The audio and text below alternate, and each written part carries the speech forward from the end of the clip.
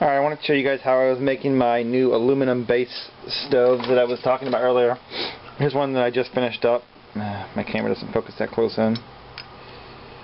Anyways, so I'm taking the... That is some horrible focus. I'm taking the... Really? I guess this is as close as we can get. I'm taking the aluminum pipe that I have here, and I'm welding in a screw to the bottom of it with a washer with an aluminum rod, and that gives me something to bolt down then, and also seals the inside of it. So here's one that I'm getting ready to go with. What I do is I place the washer on the inside with the screw inside of there, and then a large washer below it and a nut on the bottom to draw the two pieces of metal together. Now it does give me a little play there, as you can see, but that's okay. I want a little play with that washer. These washers inside of here are the 5/16. That's probably wrong. I'll get the right size. They fit right down inside there, and I'll mark the size below. And then I use a bolt with a nut on the bottom, and the nut has to be specific because I'm using these magnetic bottoms on there, and the nut actually has to fit inside of that hole.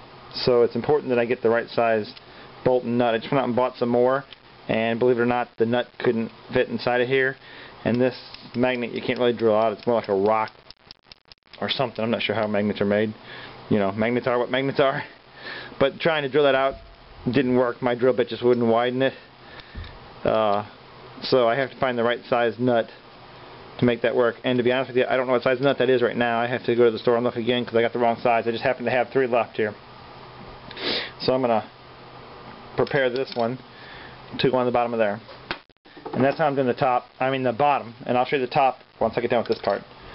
So let's go ahead and get the weld going here. I'm using my aluminum weld rod that I talked about earlier in my last video from the Harbor Freight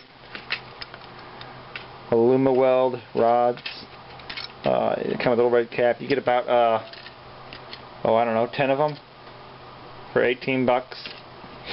8 rods, 18 inches long. Anyways, 8 rods, 18 inches long, and this takes about a half a rod. I have a lot of little pieces left, but it's hard to start with little pieces because it gets very hot in there. You don't want your hand down in there. I also have a pair of pliers to use just in case I need to grab it and it gets down too low. And I should have my knife, one more thing right here. Hold on. Before I start, gotta have my screwdriver. Sometimes you have to play with a little bit to get it smooth out flat. And I'm not going to start using a new screwdriver because I've already got the aluminum weld on the tip of this one. I'll be able to sand that off real simple. This is a real soft metal. And see, that's actually just, it breaks off. So it breaks off, but it bonds real well to aluminum. Just doesn't bond well to steel, which ironically the washer is a steel washer. So it's not bonding well to the steel.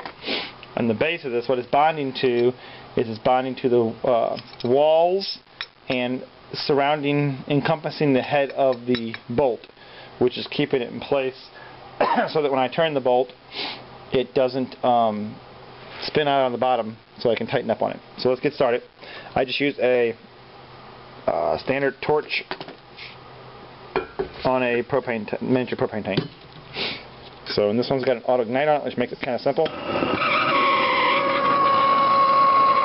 I don't know if you can even see that flame. I guess you can. And I may get in the way a little bit here, but this gets hot, so I don't want to endanger my safety just to show a video. So we'll see what we can get on video here without me getting endangered. You do have to be kind of careful with how hot you get the base in here because I think I mentioned in the last video I was doing this and I melted up my aluminum pipe at one point. So you have to be careful how hot you get the pipe itself. The aluminum rod is fine. It melts around 800 degrees. I'm not even sure what that number. I just know it melts around that temperature. But if you were to aim this torch down inside there the whole time, you would actually melt that pipe as soon as it hits 1200 degrees. So all I'm doing right now is I'm getting a lump of aluminum down inside there, kind of around the base edge. It tends to want to stick to the rod and not to the steel base or the aluminum walls at this point because they are very smooth. I think if I rough them up it might be easier, but this seems to work okay. Just getting the aluminum down in there and then turning around and aiming the torch down in there and melting it a little bit and playing with it after that. So this was a brand new rod. I'll show you how much rod I end up using. It's a little over a half a rod, I guess, really. And it does put a little bit of weight to the stove. So I've got about a good base down in there to start melting down in there now. And I do this for a little bit. What I want to do here is start to melt all those drops I put in there. But I don't want to melt the actual pipe. If I start melting the pipe, it's all over. Once I get that to a nice melted, loose form, then I start stirring it. Not quite there yet. If I'm not careful, I can end up using a whole rod and it gets too heavy. That's why sometimes I'll pull the rod out and start using a screwdriver, but I'm going to do that now. We definitely have enough liquid in there, and I want to make sure I don't blast myself. You got to get it up the walls a little bit, or else you get air gaps, and wherever there's an air gap, you can potentially, like now I have a big air gap. It's hard to work with. Sometimes it leaks through, and right now it's exactly what it's doing. It's leaking through, which actually is what you want a little bit. You want a little leakage, but I've leaked too much through to the bottom, so I need to drip a little more in there.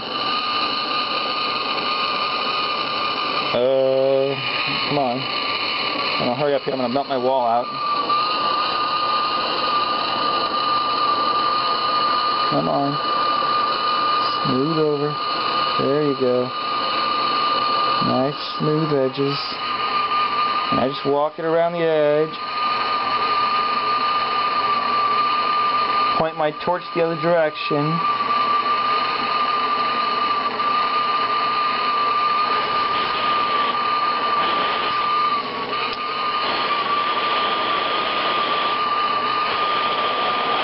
Give it a nice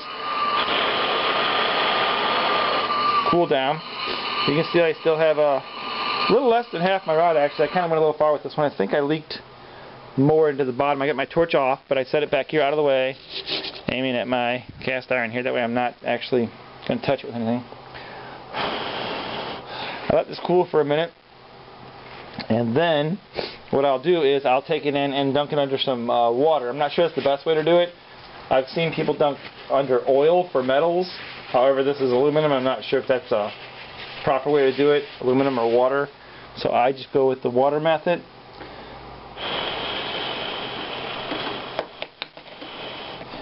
I've had problems with after I'm done there's still leaks and I have to go back in and touch it back up. So it's a trial and error method. Horrible lighting here. Horrible focus too, my goodness. So you can see it looks like it's all sealed. There's none leaking through. I do have some tape on the bottom of here. I don't know why I put that on there. It was for something else, but it's just the only large washer I had available. So I'll go dump this whole thing underwater and be right back. Alright, the next thing I do is I go ahead and pour some alcohol in. This is just sitting on here now. I can touch it. It's cooled down.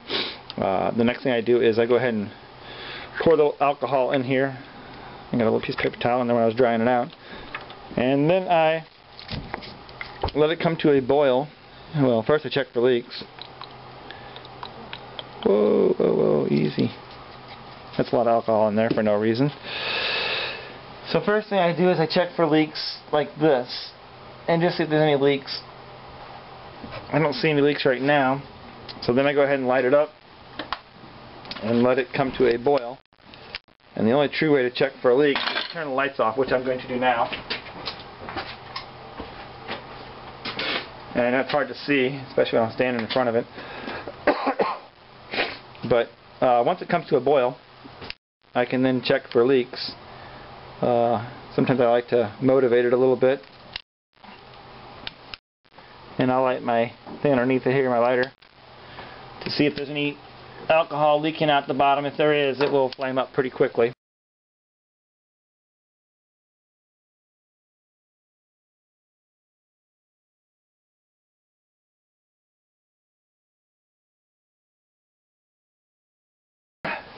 My second part of my test once this cools down, because that's, yeah, there's something right there, but I can't tell if that's alcohol or not. I think it's just water, but I'm not sure. I'm going to test it again. Nope, that is alcohol. The question is, did that spill over from the edge, or did it come out from the bottom?